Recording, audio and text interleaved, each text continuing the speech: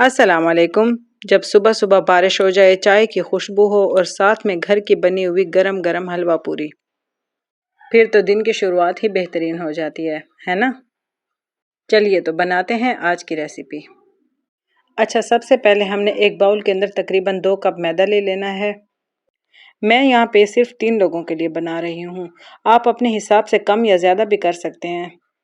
अब हम शामिल करेंगे तकरीबन 2 चम्मच बारीक पिसी हुई सूजी, साथ में 1 चम्मच चीनी का और आधा चम्मच नमक का, और हम 2 चम्मच ऑयल के शामिल करेंगे।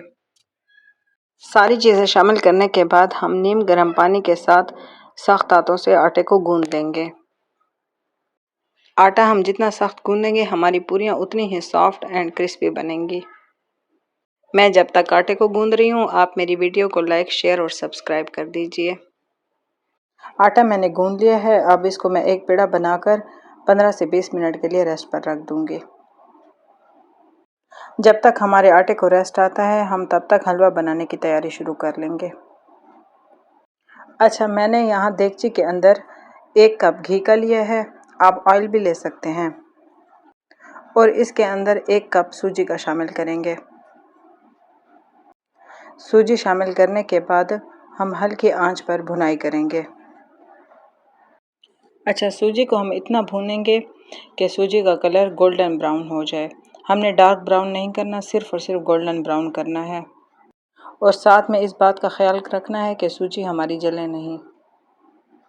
जब तक सूजी की भुनाई होती है दूसरी तरफ हम हलवा के लिए शीरा तैयार कर लेंगे।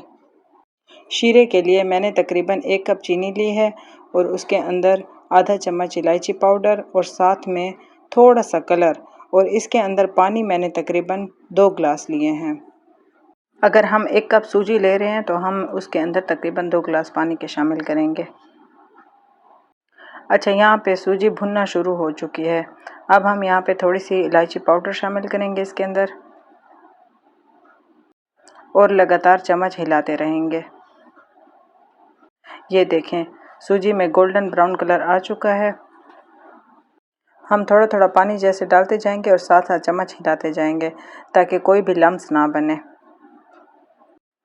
बस फिर आहिस्ता आहिस्ता से पानी भी खुश्क हो जाएगा और फिर हम जितना मर्ज़ी चाहें, गाढ़ा या फिर पतला, जिस तरह भी आपको पसंद हो। अगर आपको पतला हलवा पसंद हो तो आप इसी हालत में इसको छोड़ दें।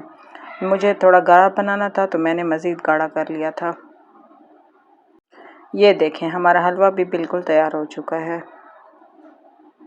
बस हलवे को मैं कवर कर लूँगी और अब हम बनाएंगे पूरियाँ।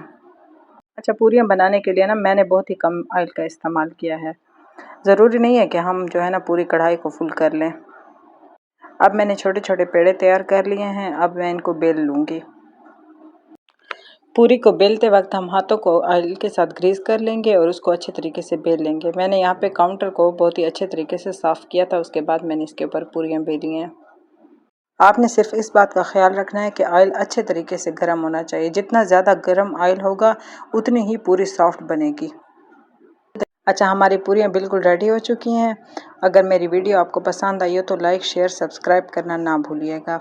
दुआओं में याद रखिएगा और कमेंट करके ज़रूर बताइएगा। अल्लाह हाफिज़।